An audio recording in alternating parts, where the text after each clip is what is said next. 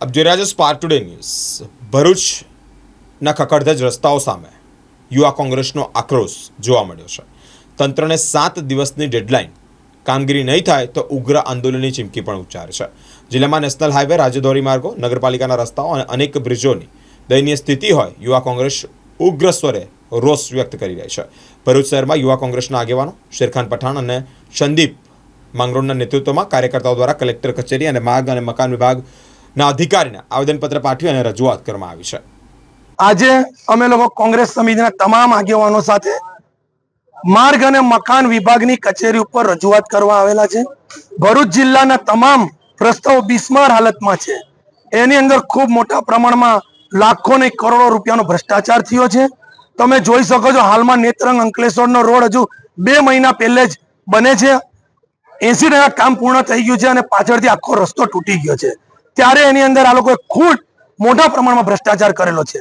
એ સમની હોય, ડેરોલ હોય, વિલાયત હોય કે જંબુસર આમોદ હોય, એવા ભરૂચ જિલ્લાના માર્ગ અને વિભાગ મકાનની કચેરીના તમામ રસ્તાઓની અંદર ખૂબ મોટો ભ્રષ્ટાચાર થયો છે।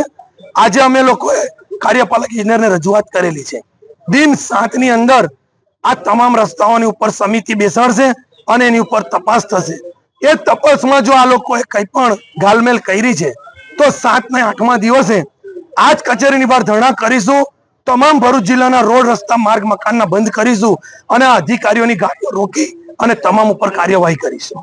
આજ રોજ ભરૂચ જિલ્લાના રાજ્ય ધોરીમાર્ગ, રાષ્ટ્રીય ધોરીમાર્ગ, બ્રિજ તથા નગરપાલિકા માર્ગોની ખરાબ હાલત અંગે તાત્કાલિક પગલાં લેવા માટે જે આવેદનપત્ર આપવામાં આવ્યું તેની અત્રેના માર્ગ મકાન વિભાગ હસ્તકના રસ્તાઓની જે મરામતની કામગીરી હાલ ચાલી રહેલી છે તેનાથી આવેદન આપનાર વ્યક્તિઓને વાકેફ કરવામાં આવેલ છે તથા તેમની જે સ્પેસિફિક રજૂઆત હતી તે રસ્તાઓ વિષયના ચૂકવણાની વિગત અને હાલ ચાલી રહેલા રસ્તાઓની બાકીની અદ્યતન વિગત આપવા માટે દિન 7નો સમય મેળવેલ છે અને તે મુજબની કાર્યવાહી વિભાગ દ્વારા કરવામાં આવશે તેવી બાહેધરી આજરોજ અમો દ્વારા આપવામાં આવેલ છે। રોડ રસ્તામાં જે ભ્રષ્ટાચાર ચાલશે એના પર કેમ કોઈ દિવસ એક્શન લેવામાં નથી? સતત કામ ચાલતા હોય છે અને એની તપાસ ટીમ અને વિભાગમાંથી જરૂરિયાત મુજબના પગલાઓ લેવાતા જ હોય છે। અત્યાર સુધી કોઈ એવો બનાવ બન્યો છે કે જેની પર એક્શન લેવાય, કોઈ ભ્રષ્ટાચારના લેવા એની વિગતો આપને મેળવીને કેવી પડે? સાહેબ, હલકી ગુણવત્તાના જો રોડ રસ્તા બનતા હોય એ કોન્ટ્રાક્ટરનું પેમેન્ટ રિલીઝ કરવામાં આવે છે। હા, એ ટેન્ડર ક્લોઝના નિયમો મુજબ કાર્યવાહી થતી હોય છે। એના ક્લોઝમાં જે રીતનું ચૂકવણું જેટલા કામનું હોય એ રીતનું કરવામાં આવે છે અને જો ખરાબ કામગીરી હોય તો તે માટેની રકમ પણ ભરપાઈ કરવામાં આવતી હોય છે કોન્ટ્રાક્ટર પાસે। નુકસાનીની ભરપાઈ રકમ કરવામાં આવતી હોય